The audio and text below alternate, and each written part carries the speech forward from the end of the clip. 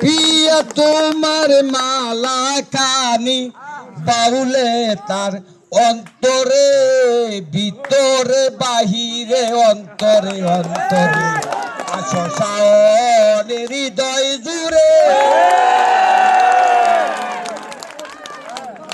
ভাই যাই বলছি, আমাদের মার্কা কি কলস, আমাদের প্রার্থী আতিকুল আলম শাওন স্বতন্ত্র প্রার্থী, আমাদের জনগণের মনোনীত প্রার্থী, আমরা কোন দলের এখন নাই। এবার শাওন ব্যক্তি নাকি ইনশাল্লাহ?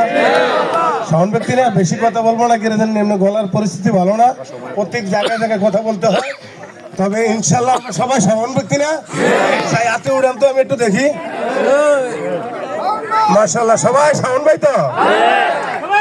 যে ব্যক্তি নাকি হুমকি ধুমকি দিবে এবার ইনশাল্লাহ পাল্টা জবাব দিয়ে দিবে। আপনারা এই চিন্তা করেন না, কিছু লোকে গিয়ে কয় বলে হুমকি দিবে, আমরা মাঠে থাকবো শাওন সাহেবের সৈনিক।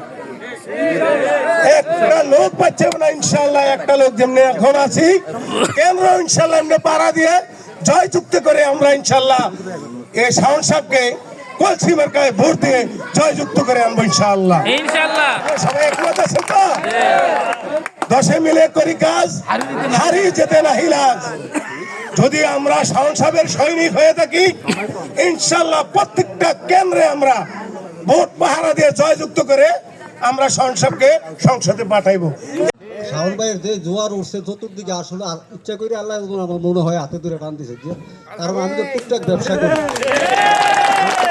করি, যেদিকে যাই সেদিকে শুধু শাওন ভাইয়ের জোয়ার দিই। তো ইনশাল্লাহ আশা করি ইনশাল্লাহ শাওন ভাই পারিয়া যাইব।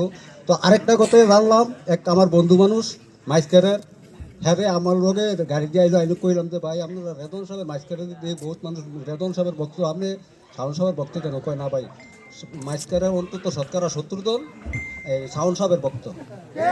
তো একটা কথাই বললো যে শাওন সাহেব যে সময় দুঃসময় আসছিল, এই শুনগাল শাওন সাহেব আমার একটা লোক থানার মাঝে ধরে নিয়ে গেছে, শাওন সাহেবের ফোন দিছে বেড়াকে তাই আর জেলখানার আগারও কেমন রয়েছে, আমার এই লোকটা আমার তোমরা নিতে পারবে না।